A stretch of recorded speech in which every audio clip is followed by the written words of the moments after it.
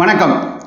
வள்ளுவரே, ஒரு மன்னன், அதாவது நாட்டை ஆளும் தலைவன், தன் ஆட்சி குறித்த விமர்சனம் செய்பவர்களை பக்கத்தில் வைத்து கொண்டால் அவன் ஆட்சியை யாராலும் கெடுக்க முடியாதுன்னு சொல்றீங்க. சரிதான்.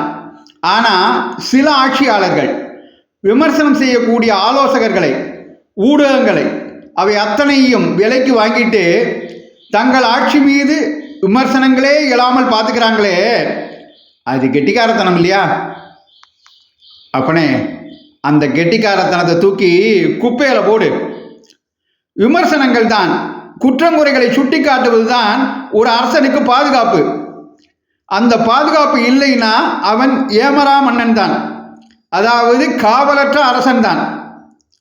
அதனால இடித்து சொல்லி திருத்துபவர் இல்லாத பாதுகாப்பற்ற அரசனை வெளியிலிருந்து பகைவர் யாரும் கெடுக்க வேண்டாம், தானே கெட்டு போவான். இதைத்தான் இடிப்பாறை இல்லாத ஏமரா மன்னன் கெடுப்பார் இலானும் கெடும்ன பெரியாரை துணைக்கோடல் அதிகாரத்தில் 448வது குறளா எழுதி வச்சேன்.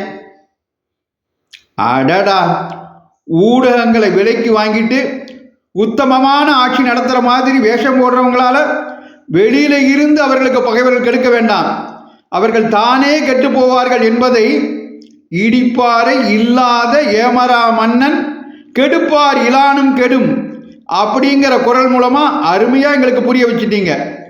அதனால ஊடகங்களை, விமர்சகர்களை விலைக்கு வாங்கிட்டதுனால ஒரு ஆட்சியாலும் வெற்றி பெற முடியாது. அவனது வீழ்ச்சி உறுதி. பாதுகாப்பற்ற அவனை யாரும் அந்த வீழ்ச்சியிலிருந்து காப்பாற்ற முடியாது அப்படிங்கிறத மக்களுக்கு புரிய வச்சுட்டீங்க. நன்றி வள்ளுவரே.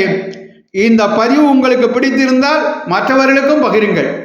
தொடர்ந்து திருக்குறள் தெளிவோம் பகுதியை கேட்க பாரதமணி திருநாளி சேனலை பின்பற்றுங்கள். நன்றி, வணக்கம், ஜெய்ஹிந்த்.